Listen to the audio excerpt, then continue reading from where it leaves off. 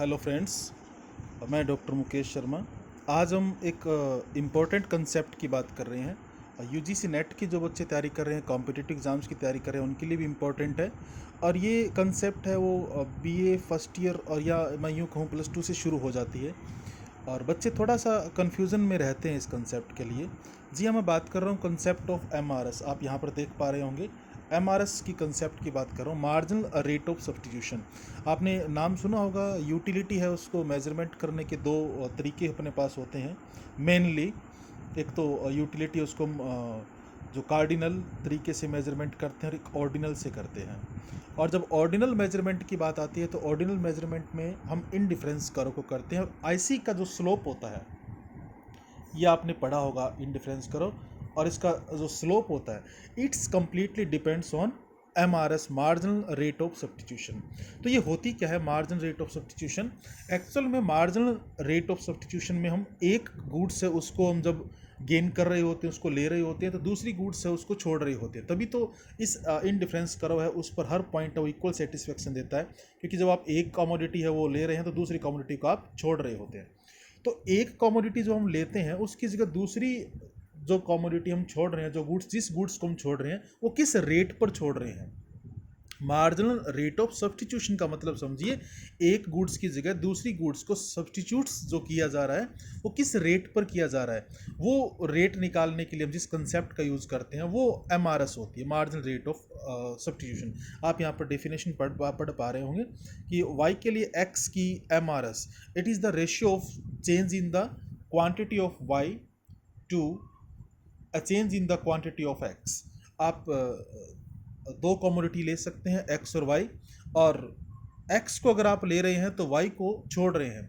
तो जिस कमोडिटी को आप ये लाइन ध्यान से सुनिएगा, जिसको आप छोड़ रहे होते हैं उसको फॉर्मूले में आप ऊपर लिखिएगा, और जिसको आप ले रहे होते हैं उसको आप फॉर्मूले में नीचे लिखिएगा। तो इस बात का आपने खास करके ध्यान रखना है कि जिसको कमोडिटी को आप छोड़ रहे होते हैं वो ऊपर लिखना है आपने, जिसको आप ले रहे होते हैं उसको नीचे लिखना है। तो वाई की क्वांटिटी में जो चेंज आता है जिसको आप छोड़ रहे हैं वो आप ऊपर लिखते हैं फॉर्मूले में, और एक्स की क्वांटिटी में जो चेंज आता है जो आप ले रहे हैं वो फॉर्मूले आप नीचे लिखते होते हैं। ये आप देख रहे होंगे, यहाँ पे डायग्राम आप देख पा रहे होंगे, ये इंडिफरेंस कर्व है। अगर हम ए पॉइंट पर कंज्यूमर इक्विलिब्रियम देखें या बी पॉइंट पर कंज्यूमर इक्विलिब्रियम देखें, अगर आप ए पर देखें तो ए पर देखिएगा पहले एक्स की ये क्वांटिटी ली जा रही है, और फिर बी पर एक्स की क्वांटिटी को हमने बढ़ाया, तो फिर ये हमने y को छोड़ दिया, ये क्वांटिटी, और ये x की हमने गेन की है क्वांटिटी।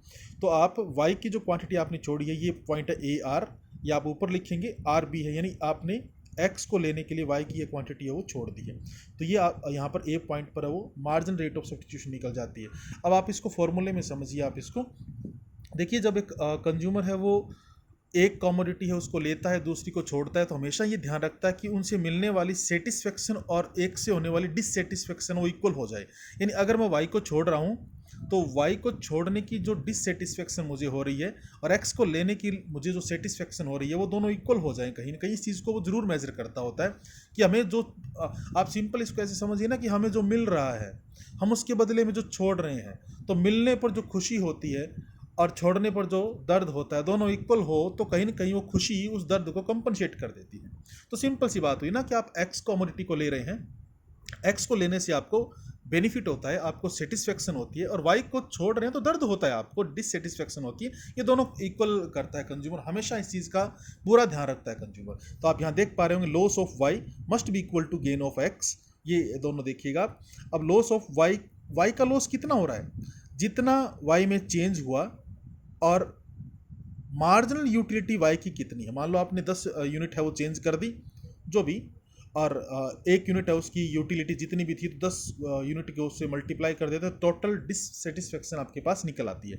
और एक्स का गेन कितना होता है, जो एक्स आपने चेंज किया, जो लिया, और एक्स से आपको मार्जिनल यूटिलिटी कितनी मिल रही है एक यूनिट से, दोनों को मल्टीप्लाई करते हैं, तो ये टोटल आपके पास वाई का लॉस आ जाता है, ये एक्स का गेन आपके पास टोटल आ जाता है। और ये दोनों इक्वल होने चाहिए, तो इसको इक्वल करिएगा, ये चेंज इन वाई माइनस जो आपने छोड़ दी, और marginal utility of x, marginal utility of y, sorry, इन दोनों को मल्टीप्लाई करा हमने, is equal to change in x marginal utility of x.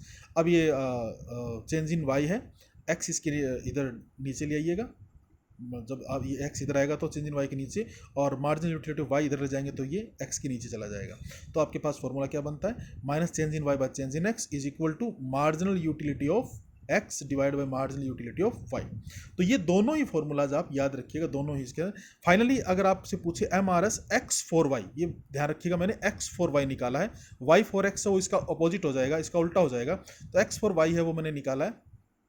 तो एक्स फॉर वाई में या आपके पास ये आता है change in Y upon change in X, या फिर आपके पास ये आता है, तो दोनों ही करेक्ट माने जाएंगे। ये एक्स फॉर वाई है, ये वाई फॉर एक्स हो तो इसका अपोजिट हो जाएगा change in x by change in y, और marginal utility of y upon marginal utility of x. आप इस चीज़ का ध्यान रखिएगा। तो ये एम आर एस की कंसेप्ट है, आप इसको बुक से और अच्छा पढ़ सकते हैं और इसका देख सकते हैं। एक इसका आंसर मैं आपको और दे दूं कि marginal utility marginal rate of substitution है ऑलवेज डिमिनिशिंग क्यों होती है। आप इस चीज़ का ध्यान रखिएगा कि ऑलवेज डिमिनिशिंग होती है। वो डिमिनिशिंग क्यों होती है, ऑर्डिनल एनालिसिस की बात कर रहा हूं मैं। डिमिनिशिंग होने का एक सिंपल सा पहला फैक्टर होता है कि जो हमारी पर्टिकुलर वांट्स होती है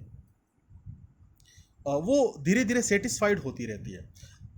एक मैं आपको इसका अगर प्रैक्टिकल बात करूं तो जो चीज़ हमारे पास आती जाती है उसकी यूटिलिटी हमारे लिए कम होती जाती है, जिस चीज़ को हम छोड़ते जाते हैं उसकी यूटिलिटी हमारे लिए बढ़ती जाती है। तो आप एक्स को ले रहे हैं तो एक्स की यूटिलिटी धीरे धीरे कम होती जाएगी, वाई को छोड़ रहे हैं वाई की यूटिलिटी धीरे धीरे बढ़ती जाएगी। तो आप वाई को और लंबे टाइम तक आप बहुत ज़्यादा नहीं छोड़ने वाले हैं। एक्स की यूटिलिटी क्योंकि कम होना शुरू हो जाती है तो आप अगले एक्स के लिए वाई की कम यूनिट है उसको छोड़ने को तैयार होंगे। हमारी जो वांट्स होती है वो सेटिस्फाइड होना शुरू हो जाती है, एक्स के लिए जो हमारी ज़रूरत थी वो सेटिस्फाइड होना शुरू हो जाती है। तो उस चीज़ को हम यहाँ देख सकते हैं, ले सकते हैं। और एक और रीज़न होता है इम्परफेक्ट सब्स्टिट्यूशंस होते हैं। अगर सब्स्टिट्यूशंस परफेक्ट हो, मान लो कि हम वाई के लिए और एक्स को कम्प्लीटली सब्स्टिट्यूट कर पाएँ एक्स को, तो फिर हम कंटिन्यू लेते जाएंगे। लेकिन ऐसा नहीं होता है, सब्स्टिट्यूट्स तो कर सकते हैं बट कंप्लीटली परफेक्ट सब्स्टिट्यूशन नहीं होता है, और परफेक्ट सब्स्टिट्यूशन ना होने के कारण ये डिमिनिशिंग एमआरएस होती है। तो एमआरएस कंसेप्ट है वो ऑलवेज डिमिनिशिंग होती है इन ऑर्डिनल एनालिसिस। लेकिन आप इसको ये भी ध्यान रखिएगा कि एम आर एस है वो इंक्रीजिंग भी हो सकती है, एम आर एस है वो कॉन्स्टेंट भी हो सकती है। अगर यहाँ आई सी की शेप हम ये कन्वेक्स लेते हैं, यहाँ ये एम आर एस है वो डिमिनिशिंग है, और अगर एम आर एस इंक्रीज होती है तो ये शेप बन जाती है कनकेव, और एम आर एस अगर कांस्टेंट होती है तो शेप बन जाती है स्ट्रेट लाइन आपके पास बन जाती है, डिमिनिशिंग होती ये। तो दोनों में ये देखिएगा, यहाँ पर एम आर एस है वो कम होती है, यहाँ पर इंक्रीज होती जाती है, और यहाँ पर वो कांस्टेंट रहती है इसके अंदर। लेकिन यहाँ ऑर्डिनल एनालिसिस है और इनडिफरेंस करो है उसमें, और प्रैक्टिकली एक कंज्यूमर है वो यही करता होता है, इसलिए एम आर एस है वो डिमिनिशिंग एम आर एस है वो, आप इसको लिख सकते हैं, वो मान सकते हैं। तो ये आप बुक से आगे पढ़ लीजिएगा। Thank you very much.